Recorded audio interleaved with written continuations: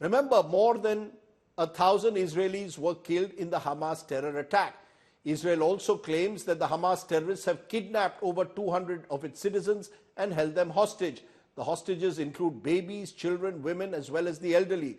The Israeli military says that it has spoken with the families of several hostages. Meanwhile, Israeli Prime Minister Netanyahu asserting there will be no help to Gaza until the hostages return back safely to their homes. Tonight, at the very top, I'm joined by a special guest. Dr. Simon Kohan is someone whose nephew, Ben Kohan, has been missing since October 7th. Simon, you're joining us there at this moment at a very difficult time for you and your family. I know that your nephew has been missing. I want to understand from you, Simon, first of all, Ben went to the Supernova Music Festival with 4 friends, 3 men, 2 women. One of them survived, 1 woman was killed, and 2 men, including your nephew, are missing. What more can you tell us? What have you been told about the hostages who are missing by the Israeli authorities? We're now exactly 12 days since the occurrence of this terrible massacre, and we don't have any more information. We know that there are a couple of hundred civilians who were abducted, kidnapped to Gaza. We know that there are still, there were taken about 1,500 bodies from the site for identification. And we know from the authorities that there's still a couple of hundred bodies that have not been identified. These are the most difficult cases, bodies that were burned, bodies that were dismembered, and they're doing very careful analysis. Our family submitted DNA to the authorities, and based on that, we're waiting to hear if perhaps one of the bodies of the that have until now been unidentified is our nephew. But we haven't heard anything else about whether he's one of the abductees or anything like that. You know, Dr. Simon, I know this is a very tough time for you and the family, and our thoughts are with you. But give us a sense, sir, of the sense of emotions that you all have gone through over the last fortnight. Is it just rage? Is it a sense of helplessness? What's the dominant feeling the family is going through, knowing that you still don't know the whereabouts of Ben and where he could be at the moment? Well, the dominant feeling, since you ask, is probably one of frustration that we can't do anything. We don't have anything in our power. We don't know. We've been going up and down with our emotions. Since Ben last was in contact with the family on last Saturday morning at 8 o'clock, since then we don't know anything. And Ben's brother, older brother, was supposed to get married a few days later. And what we did is we had a small family ceremony. This was a wedding that we had planned for months. And the whole family was expecting to be together for this wonderful wedding. And here, with Ben missing, we held this ceremony. And this was a real mixture of feelings. From one point of view, we were overjoyed with the wedding, which we had. And from another point of view, there was an empty chair there that Ben should have been with us. And now, another week later, we still are left with feelings of not knowing where Ben is, what's happened to him. Is he being held by the horrible people in Hamas in Gaza? Is he resting in peace? And we have so much uncertainty. Do you believe that the Israeli government's response, therefore, should be to go ahead with the ground invasion in Gaza and target the Hamas? Or do you believe that the first challenge is to find a way to ensure, to save the hostages' lives and then ensure a more enduring peace? Well, certainly a more enduring peace is what we all want. On both sides of the border, we want to have peace. But I can't see how this attack and massacre that was done by the Hamas has given a cause of peace for anybody. It's only created more strife for the Palestinians, much death for Israelis, huge amount of destruction in Gaza. So I don't see how Hamas is working towards a peace. A peace is people sitting down and talking, not killing each other like this. Hamas has to go. Hamas is not here for the good of the Palestinian people, and certainly not for the good of the Israelis, who they just want to kill and get rid of Israel altogether. They're not interested in a two-state solution. They're talking about Israel as big. They say Israel's occupied the land for 75 years. We haven't occupied the land. Jews have been in Israel for 4,000 years. 1,500 years before Islam was even founded, there was a Jewish kingdom here in the Holy Land of Israel. So who can tell? We're not occupiers here. We're not colonialists. Mm-hmm. We're not like coming in from a foreign power. This is our homeland and has been for thousands of years. And if the Palestinians want a peace with us, we can sit and we can talk and we can work out an arrangement. But sending in a Hamas terrorist is certainly not going to lead to the cause of peace between the peoples. Dr. Nemtsov, the fact, though, is that your nephew could be one of those hostages in Hamas's control. Do you believe your government, though, should negotiate with Hamas? What would your message be to the Netanyahu government? What would you like to see happen now? Oh, I'm not one of Netanyahu's advisors. I'm just a simple citizen here. And the government has to work to allow us to live at peace and to live in our own homeland without the threats from our neighbors. If the only thing that has to be done is to go in there, so the negotiation, should your government negotiate with Hamas to release these hostages? What if Ben is one of the hostages? Would you like for them to negotiate with the Hamas at this moment for his release? I think we have to realize here we're talking about a distance where Hamas is sitting next to Israel, right on the border. The entire country of Israel is hostage. Mm-hmm. Whenever they want, they open fire, shooting missiles into our towns, hitting our houses. I live 20 kilometers from Gaza, and we had missiles shot at my house. We're all hostages to Hamas. This is not a situation where the people that they kidnapped are the only hostages. Hamas is not interested in reaching an agreement. We're all soldiers at the front line here, unfortunately, and that's the way we have to view it. You're still living, though, I presume, in the hope, sir, that Ben will come back home one day. What has kept your family going over these difficult few days? For sure, we live in hope that he'll come back home, and as I said at the beginning, we don't know if he's among the people who have already been killed, and we just haven't been identified.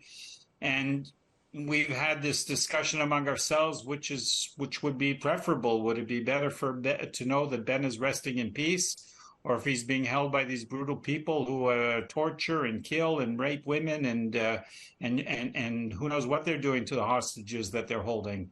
So. We pray for Ben. We pray for his safe return, but and we're hopeful that'll happen. Thank you very much, Dr. Nimo, for joining me. I just hope and pray that Ben returns home safely. You have all our support. It is extremely unfortunate that civilians have been caught in this horrific terror attack. Our thoughts, our feelings are with you, sir. Thank you so much for joining me.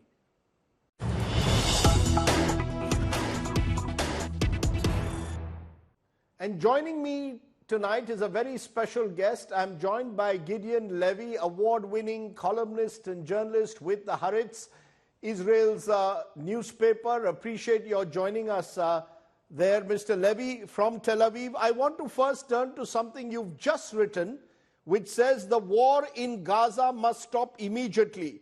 You say it isn't leading anywhere good. Massacres can be answered with massacres, but even a terrible massacre like the one perpetrated in southern Israel cannot justify what follows without no limits. You want to explain to us what you mean when you say the war in Gaza must stop immediately, sir? Look, the war in Gaza was launched with justifications. I mean, after the really barbaric attack on Israel's south, after murdering so many civilians, children, women, old people, it was very justified to launch a war over Gaza. Mm-hmm. But the question we all have to ask ourselves after 12 days is, where are you heading? Where are we heading to? with over 1,000 Palestinian children killed in the last 12 days, with half of Gaza really totally destroyed, what is the purpose? I mean, how will we end it, and what will be in the day after? And that's the main question. Yes, I understand the sentiment to punish Gaza, to punish Hamas, to try to get rid of Hamas. And then what? And then what? So I think that Gaza was punished enough. But there will be those who will say, Mr. Levy, that that's not a popular view in Israel at the moment. Israel wants revenge. There is still anger there for the barbaric attack of October 7th. And that revenge can only be done when Hamas, according to your government, is finished, annihilated, to use the words of your Prime Minister. Yeah, and I totally identify myself with those sentiments. But, you know, emotions cannot be a guide, for sure not the only guide in such times. In such times, we have also to think to a little longer and wider and deeper scale, and not only think about satisfying all kind of justified emotions. And the question is, what does Israel gain out of killing more and more civilians, more and more children, more and more women? What will come out of it? Just more hatred, more frustration, and above all, more suffer. You know, it's interesting you're saying this a day after President Biden was in Israel, where he told the Prime Minister, don't repeat some of the mistakes we made after 9/11. Effectively, what you're saying is, yes, the anger is justified, but the outlet for anger cannot be wiping out Palestinians. Am I correct? Word by word. I think that the president gave here a very courageous declaration, namely that going and invading Iraq after 9/11 was a historical mistake. The United States didn't gain anything out of it, and the only victims, the only one who paid for it, are obviously the civilian population in Iraq. And there are so many other examples in which an operation was justified by sentiments, but didn't lead to anything better than before. So you're saying don't be driven by sentiment. How much of this is based on what's happened in the last 48 hours? There was this terrible blast which took place at a hospital site in Gaza. Hundreds of people have died, and there are conflicting versions. Israel has its own version of what happened, blames the Islamic Jihad's misfired rocket, and the Islamic Jihad and the Hamas blame the Israeli government. How much of what you're saying today, this rage, this sentiment which you're saying must be controlled, is also influenced by what you saw happen 2 days ago? Yeah, exactly, because what happened there, I can even say that I don't care who did it. I know that 407 people paid in the price in their lives. I saw the scenes, I saw the pictures, children dying on the ground of a hospital, tens of children killed by no matter who. And this crazy bloodbath must end, because it is totally without any purpose. But then what happens to Hamas? Because in a sense, Israel wants Hamas to pay a price for the barbaric attack of October 7th. How, if the siege is called off, if there is no ground invasion, as you're suggesting there shouldn't be, and the war is called off, what happens to Hamas? Hamas then will claim victory. Hamas must be punished. Hamas must be removed. If this is realistic, I'm not sure it is realistic. And after having saying this, we have to ask ourselves, and who will replace Hamas? Who exactly will replace them? This is a question that should be answered. I wish that Hamas will disappear. I hope it is now being beaten. I'm not sure that a ground operation will bring to this goal, because, you know, you can kill some of the leaders, some of the commanders, some of their fighters, and you get new ones, and you get replacement, and many times the replacement is worse than the former one. We have to get to the roots of things. And above all, first of all, and above all, open the cage of Gaza, open Gaza to the world. Open Gaza, I mean, let people of Gaza live some kind of normal life after 17 years of jail. You believe that Gaza is an open prison, it is a cage, because there will be Israelis out there listening to you, and even people in our country, in India, will say, Mr. Levy is an anti-national. He's going against Israel's stated policy when he says Gaza is a cage, Gaza is an open prison. How else can you define Gaza?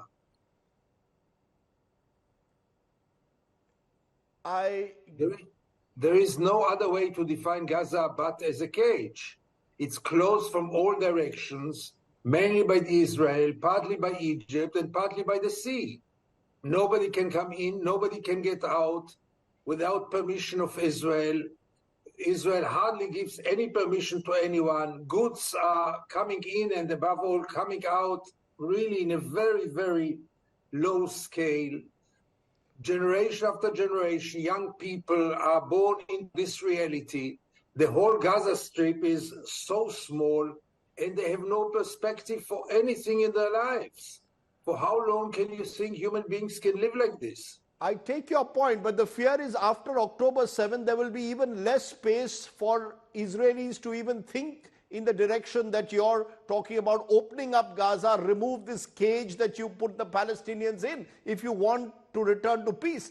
Israelis will think Mr. Levy is letting off people who they blame for what happened on October 7th. First of all, we cannot blame 2 million people for what happened in October 7th because 2 million people are not involved in what happened in October 7th. In October 7th, Hamas is to be blamed and Hamas only. Mm-hmm. And above all, look, let's say we keep the siege, we keep the Gaza as a cage. We tried it so many times. We'll go for a ground operation. We tried it so many times. It never brought any achievements. It never brought any progress or any change. Why wouldn't we once try an alternative way? We know that the way of fighting, killing, bombing doesn't lead to anywhere. Let's try once an alternative way, because otherwise I can assure you in 1 or 2 or 3 years' time from now, we will be back in square one. Let's look at that alternative, Mr. Levy, because you wrote in a recent piece also, after decades of Palestinian subjugation under Israeli rule, you can kill the current top people of Hamas, but you will not kill the ideology of Hamas. What is the alternative? What is this alternative route, given the fact that you're saying that destroying the ideology of Hamas will not be easy? No, it will not be easy, because after so many years of occupation, of siege, of Hamas rule, people of Gaza and Palestinians in general, and also many Arabs and Muslims all over the world, are today in a very, very extreme place. And I don't want to sound as a naive guy who say, let's just open Gaza and there will be peace. Not at all. It will take years, decades, maybe generations until perceptions will change. Mm-hmm. But we have to start from somewhere, because violence for sure will not do it. Violence will make all Gaza Hamas, all the Palestinian Hamas, and maybe all the Arabs and the Muslims in the world Hamas, once we will not try an alternative way. But tell me the alternative way, because over the years, the obvious alternative way was seen as a two-state solution of an Israeli state and a Palestinian state living peaceably next to each other. That hasn't worked out. So what is this alternative way that you would say could lead to some kind of enduring peace? First of all, let's ask, why didn't it work out? It worked out because Israel was not a partner, because Israel had built so many settlements in the occupied territories and sent so many Jewish settlers to the settlements that the two-state solution was irrelevant anymore. There is no place, no room for a two-state solution. Mm-hmm. So you can't just say, we tried the two-state solution, it didn't work. It didn't work out because Israel, the occupier, didn't give it a chance. So what would you say? You say that the existing settlements, for example, in the West Bank have to be moved out of the West Bank, because there will be those who will say the Palestinian Authority as well as Hamas have also a role, are also culpable for the failure of this two-state solution. You can't share the responsibility between the occupier and the occupied one. There is a very clear responsibility on the shoulders of the occupier. They are not symmetric. But I don't think that the settlements can be removed anymore. I mean, there are over 700,000 Jewish settlers, including in East Jerusalem. Who is going to remove them? Who? No chance. We have to start to work out a new discourse, namely to have a democracy between the Jordan River and the Mediterranean, one person, one vote, equality between Palestinians and Jews who live together in one democratic country. Right now, it sounds really fantastic, not realistic, and misleading. But I don't know any other solution. But with Benjamin Netanyahu in power, someone who in a way has made it very clear that he's going to take a tough stand towards the Palestinians, especially post-October 7th, even tougher possibly, such a solution seems unlikely, unthinkable almost, given that Mr. Netanyahu himself is accused today by the Palestinians of having actively encouraged these settlements, and there is so much of mistrust, anger and hate out there. How do you end that hatred? First of all, I have news for you. Not only with Mr. Netanyahu, this solution is right now unthinkable. It is unthinkable with any Israeli potential prime minister. I don't know any of the Israeli politicians and leaders who will go for it. Sure, we are very far off it. But again, I have to ask, so what are they suggesting? More and more bloodshed? Let's have good luck with this. But there will be, again, I come back to it, Mr. Levy, there will be victims, their families today who are still enraged, who are still hurting after that dastardly attack of October 7th. Somewhere their rage has to be satiated in a way. So how do you satiate their rage, their hatred that has been built up now on both sides? There are Gazans who are hating Israelis and vice versa. And it's not just, it didn't happen on October 7th, it's been stretching across several decades. How does that end? How do you solve that? I don't know how it ends, I know only how it starts. It starts with steps which will gradually, slowly, maybe years, maybe more, will change this reality. If you don't want to change this reality, so you're right. The idea is to change some things. We should first of all go for a very rapid deal and very generous deal to release all the kidnapped Israelis and the Palestinian prisoners in jail. This can be the first step which will unease a little bit the atmosphere. If we will not do it, we will lose also the 200 kidnapped Israelis. So you're saying that the Israeli hostages in the hands of Hamas should be released and Palestinian prisoners in Israeli jails should also be released, and that could be the first step towards trying to reduce some of this anger and hatred. Am I correct? Yes.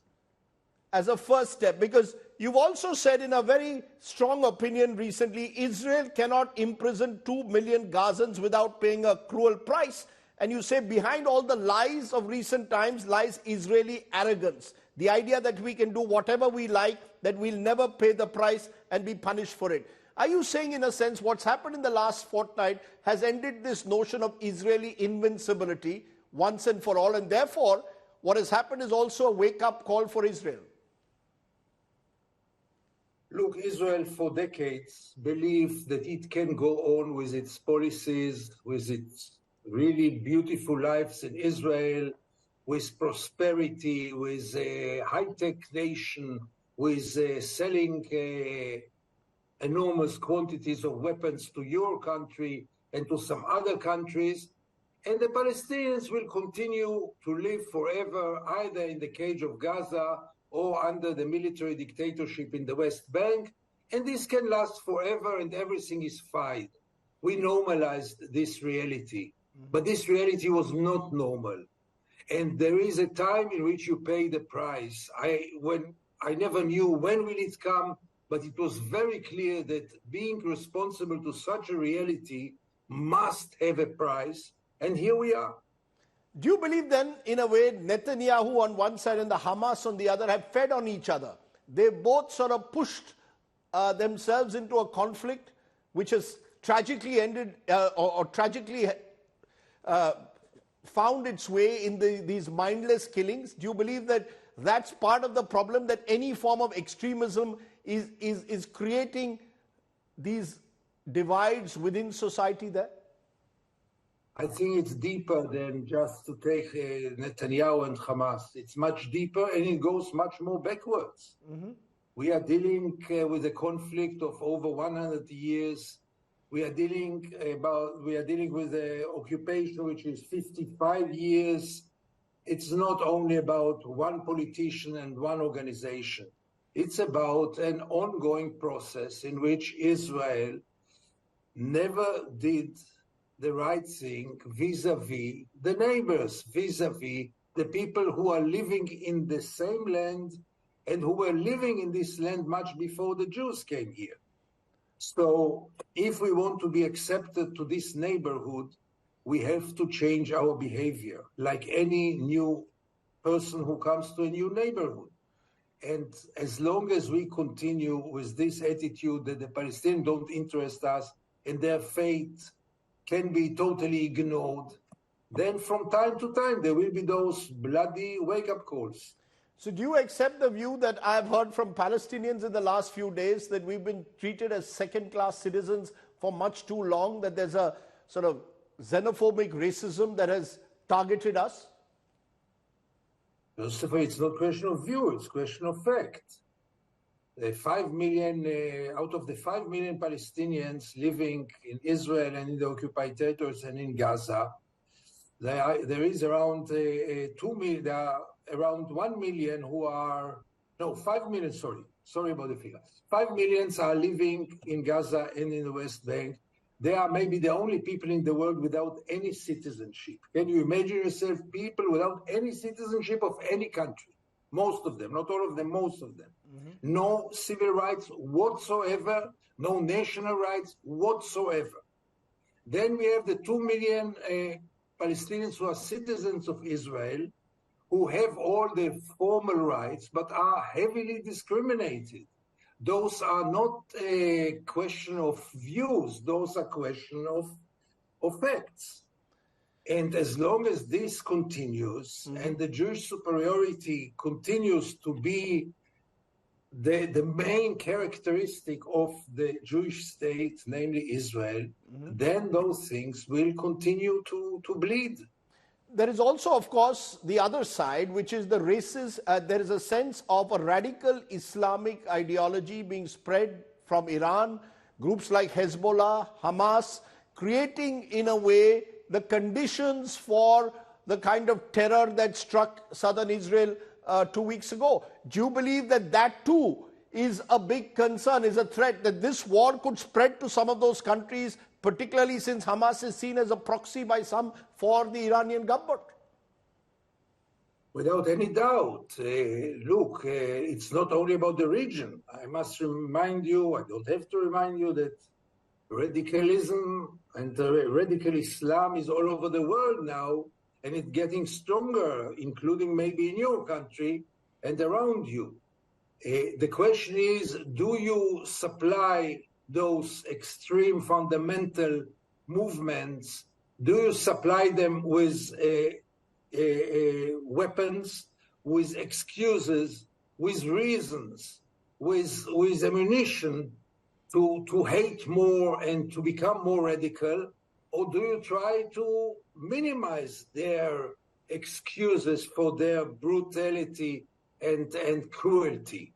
And the occupation, for example, and putting Gaza in a cage is a very powerful fuel to fuel people around the world, mainly Muslims, and to show them, look what the West is doing us, look what the Jews are doing us, look what Israel is doing us. or to our brothers. But there is no guarantee that uncaging people will necessarily end the radicalism. You're saying that you'll be reducing one of the excuses that they have for radicalism, but there is no guarantee that that radicalism will end. So the fear will remain that you will have radical elements in and around Israel, and therefore Israel believes that for its own national security, it has to do more to finish off Hamas, and it cannot uncage the people out in Gaza. That's how the Israelis will see it.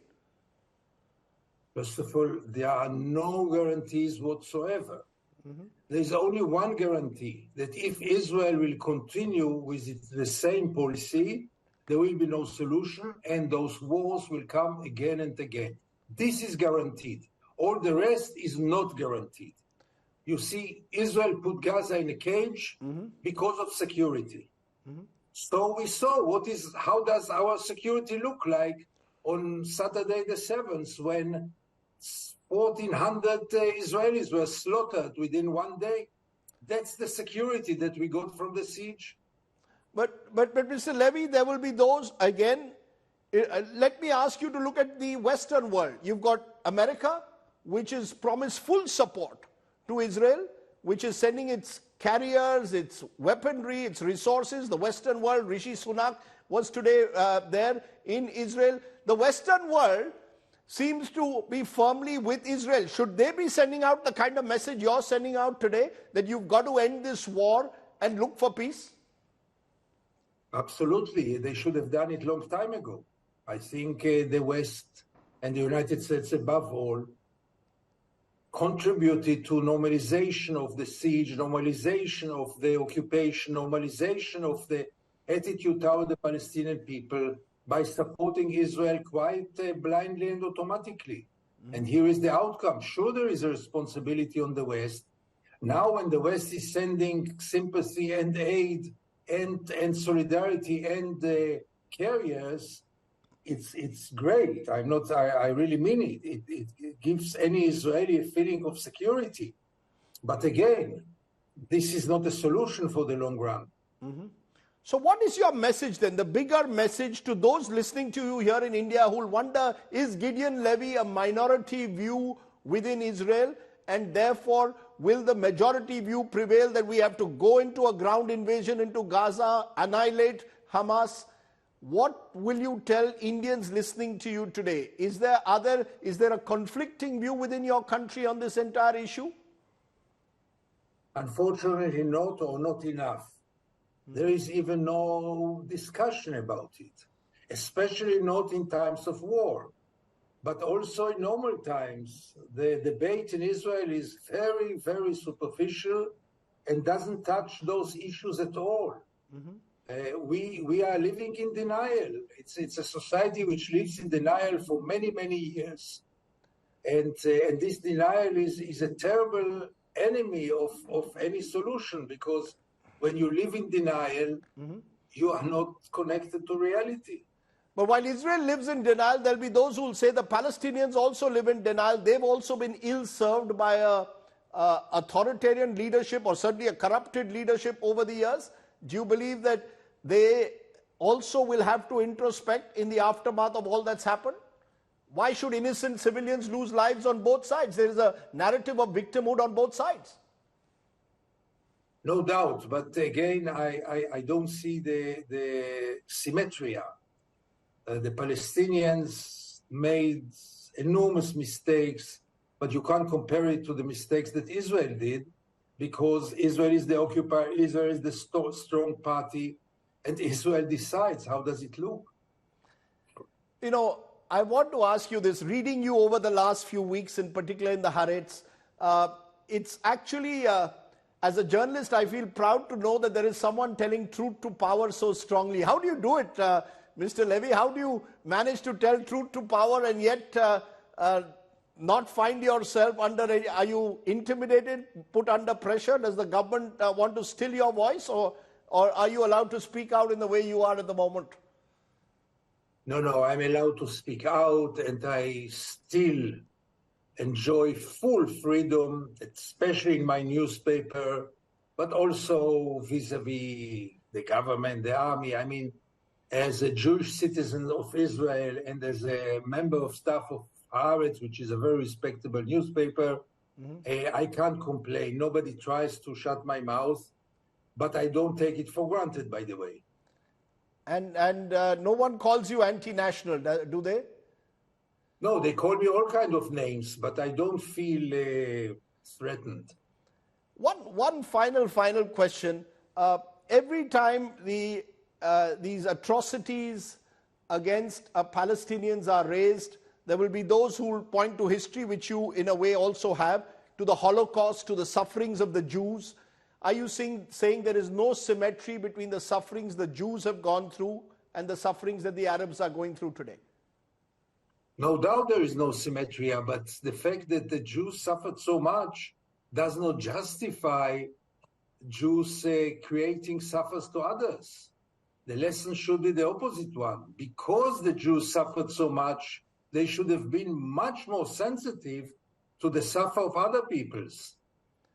That's a very interesting perspective, one which I hope is listened to by many across the world. The last thing you need is to get into some kind of a scorecard of the suffering that people have endured. Civilians, non-combatants, as you rightly say, sir, have to be protected at all costs, and peace is the only way forward.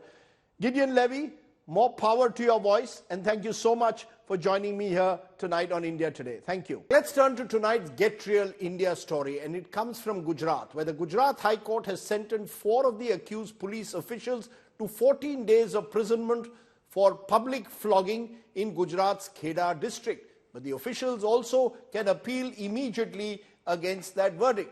The verdict, however, does come as an embarrassment for the Gujarat government, which had earlier defended the action of these policemen. It is our Get Real India story.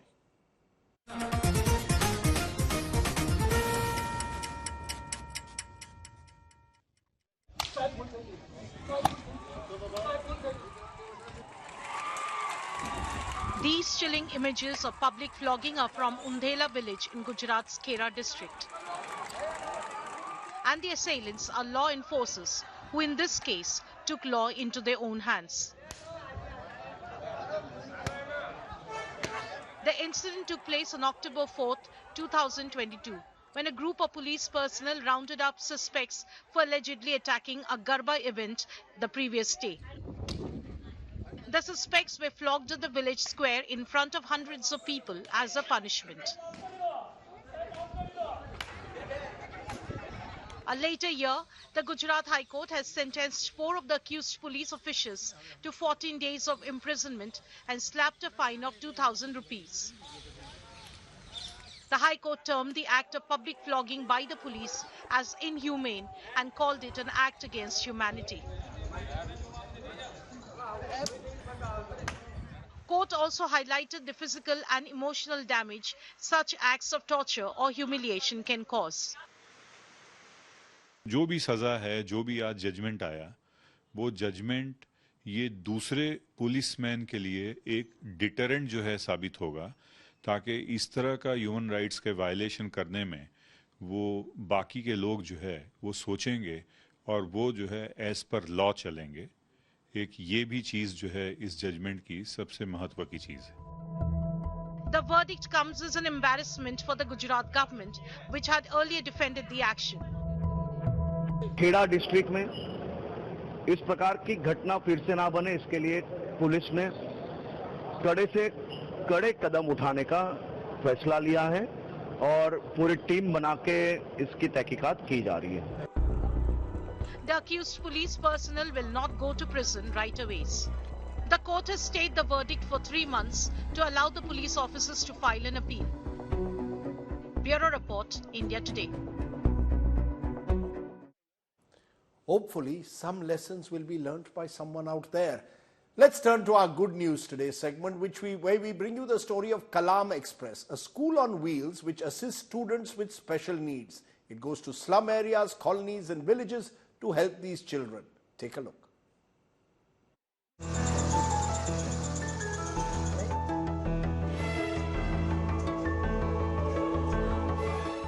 This is the Kalam Express. From physiotherapy to education, The school on wheels meets the need of many specially abled children in Chandigarh. हमको बहुत अच्छा लगता है जब हमें teachers सिखाते हैं पढ़ाते हैं. इसमें हमें एक्सरसाइजेस वगैरह हैं और क्या बोलते हैं मैम हमें बहुत अच्छे से सिखाती है. बुक्स वगैरह भी प्रोवाइड हैं हमारे पास. इस बस के अंदर मेन जो हमारे ऑर्थो के हैं सीपीए सेरेब्रल पॉल्सी और आईडी इंटेलेक्चुअल डिसेबिलिटी. जो सीपीए और ऑर्थो के बच्चे हैं उनको डॉक्टर डील करते हैं. उनके अकॉर्डिंग उनको जो एक्सरसाइज की जरूरत है वो कराते हैं. आईडी को हम स्पेशल टीचर डील करते हैं. बच्चे की नीड के अकॉर्डिंग जो उसका लेवल है उसको हम काम कराते हैं इसमें. और साथ में स्कूल में भी जाते हैं और टीचरों को क्लास टीचर को बताते हैं कि आपने इसके लेवल के अकॉर्डिंग ये काम करवाना है.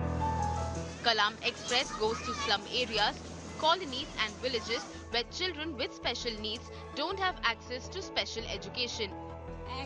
ये जो एमआर बच्चे होते हैं स्पेशल चिल्ड्रन जो होते हैं और कुछ बच्चे ऐसे होते हैं जो बेड रिडन होते हैं वो मतलब स्कूल में नहीं आ सकते और कुछ बच्चे स्कूल आ रहे हैं तो उनको एक फिजियोथेरेपी की भी ज़रूरत होती है और उनके लिए एक स्पेशल एजुकेटर होता है जो उनको एजुकेशन दे सके. हमारी डेली 2 बसेस चलती हैं कलाम एक्सप्रेस के नाम से तो वो ये इनको स्कूल्स में आके इनको ये पूरी सुविधाएं उपलब्ध कराते हैं और जो बेड रिडन होते हैं उनको घर घर जाके हम ये सुविधा दे रहे हैं. The school is an initiative of the Dhanvantari Ayurvedic College and Hospital. Bureau Report, India Today.